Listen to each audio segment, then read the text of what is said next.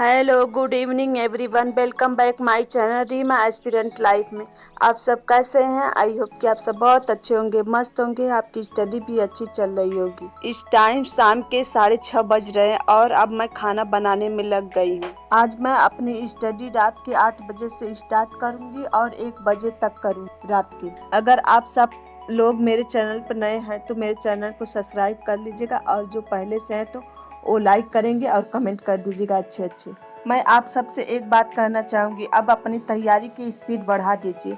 अब तो इलेक्शन हो चुका, जो होना था, जिस वजह से एग्ज़ाम सारे रुके हुए थे, तो अब अपनी स्पीड बढ़ा दीजिए, क्योंकि अब इस एग्ज़ाम को लेकर तैयारी तेज हो गई है। ये नहीं है कि आप जब डेट निकले तब पढ़ेंगे। जब डेट निकलेगा तो आपके पास बस 40 दिन का समय हो सकता है, इससे ज़्यादा समय नहीं देंगे आपको तैयारी करने के लिए। तो उस 1 महीने में आप अपना सिलेबस कवर नहीं कर पाएंगे। अगली बार भी ऐसी गलती बहुत लोगों ने की थी। जब एग्ज़ाम ऐसे टलता जा रहा था, सबको लगा कि अभी एग्ज़ाम डेट नहीं निकलेगा, लेकिन अचानक में एग्ज़ाम डेट दे दिया, और जो पहले से ही अपनी स्टडी स्टार्ट नहीं किए थे उन सब का सिलेबस पूरा कवर नहीं हुआ 1 महीने में, और वो बस रह गए बीच में ही।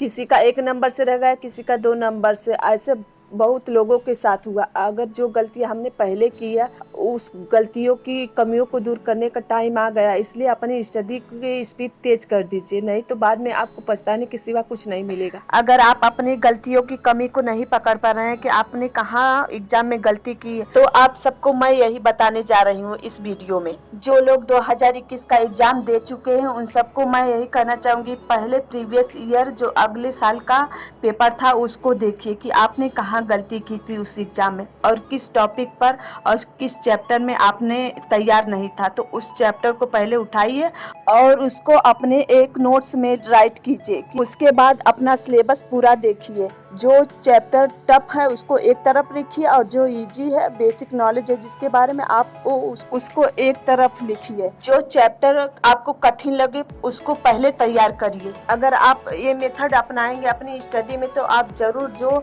4-5 सालों से एग्जाम की तैयारी कर रहे हैं उनसे आप आगे निकल सकते हैं। होम साइंस ऐसा सब्जेक्ट है जिसके बारे में आपने कहीं न कहीं जरूर पढ़ा है। इसका बेसिक नॉलेज आपको सबको पता होता है, इसका बेसिक नॉलेज। हेलो एवरीवन, इस टाइम रात के 8 बज रहे हैं। सभी लोग मेरे घर पे खा चुके हैं, मैं भी खा चुकी हूँ। खा के अभी मैं आई हूँ, अब मैं जा रही हूँ अपना स्टडी स्टार्ट करने।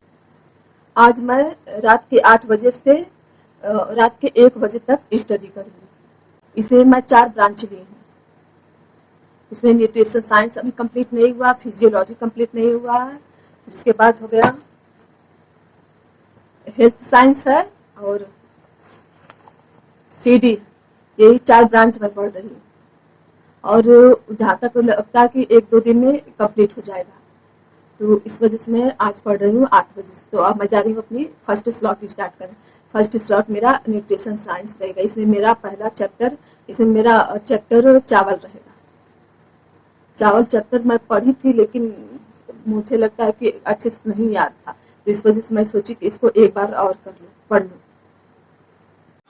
मैं न्यूट्रिशन साइंस से चावल चैप्टर पढ़ रही हूँ। चावल चैप्टर मैं इसको पढ़ चुकी थी, लेकिन मुझे समझ में नहीं आया था पहली बार अच्छे से नहीं, तो अब मैं दोबारा पढ़ रही हूँ। यहाँ मैं फिगर बनाकर ही समझ पाती हूँ, फिगर बनाने से अच्छी तरह समझ में आता है। चावल की संरचना 3 लेयर से बनी होती है। एक लेयर होता है पेरिकार्प, दूसरा होता है एंडोस्पर्म, तीसरा एम्ब्रियो। ज्यादातर लोग चावल 3 प्रकार का चावल इस्तेमाल करते हैं खाने में, जैसे हो गया अरवा चावल, सेल और उसना चावल, और मशीन का कूटा हुआ चावल। अरवा चावल मतलब जो ओखली में कूटते हैं उसमें वो अच्छी तरह साफ नहीं होता, और उसना चावल जो धान को भाप दे के चावल बनाया जाता है। अब मैं जा रही हूँ अपना सेकंड स्लॉट स्टार्ट करने। इसमें मेरा सेकंड स्लॉट हेल्थ साइंस रहेगा।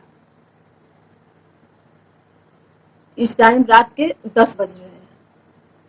मेरे सेकंड स्लॉट में मैं हेल्थ साइंस से घरेलू देशज औषधियाँ पढ़ रही हूँ। जैसे घरेलू औषधियों में जैसे हींग हो गया, अगर आपको पेट संबंधी कोई परेशानी है तो आप हींग खा लेंगे तो ठीक हो जाएगा। तो ऐसे ही बहुत सारी औषधियों के बारे में बताया गया इस चैप्टर में। अगर गले में सूजन खराश है और सूजन को कम करने के लिए घाव की सफाई करने में हम ज़्यादातर नमक का इस्तेमाल करते हैं। ज़्यादातर घरों में नमक का गरारा किया जाता है सूजन को कम करने के लिए। ये बात तो हर कोई जानता है कि नमक का इस्तेमाल कहाँ किया जाता है, और उसके साथ साथ रासायनिक औषधियों के रूप में भी बताया गया है, जैसे डेटॉल हो गया, बर्नॉल हो गया, आयोडेक्स हो गया, क्विनोन की गोली हो गई।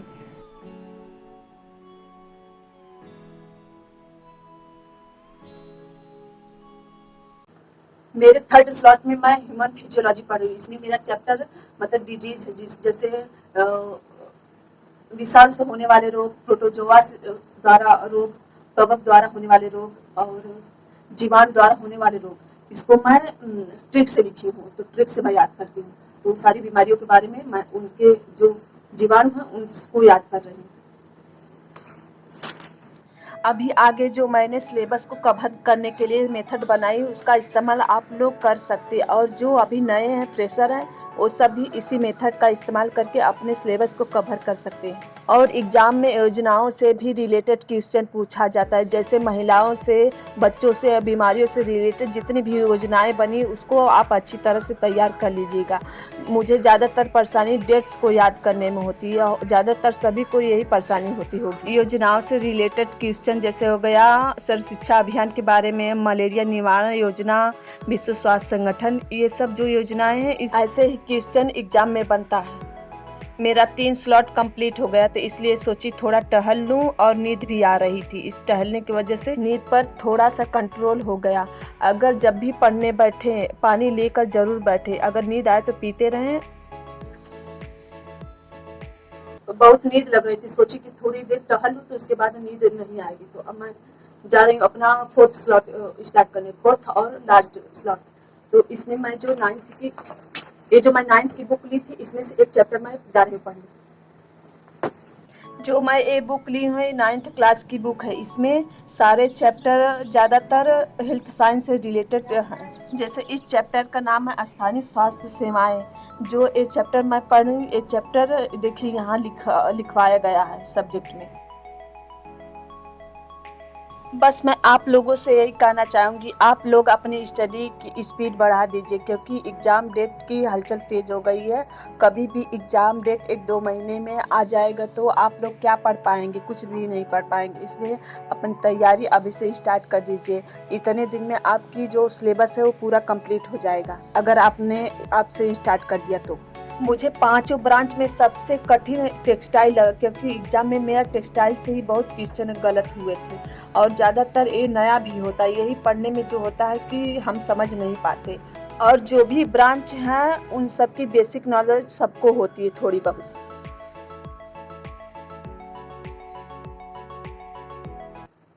जो मेरे चारों स्लॉट थे वो कंप्लीट हो गए। अब मैं जा रही हूँ सोने।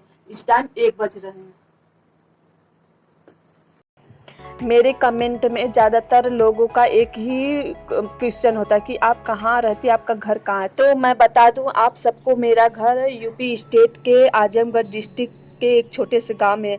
आजमगढ़ मेरे घर से 40 किलोमीटर दूर पड़ता है। वहाँ मैं ज़्यादातर एग्ज़ाम देने जाती हूँ, और वैसे आजमगढ़ जाना नहीं होता है। आज का मेरा टारगेट कंप्लीट हो गया। आप सबको मैं मिलूंगी नेक्स्ट ब्लॉग में, और आप सब लास्ट में लाइक कमेंट ज़रूर कर दीजिएगा।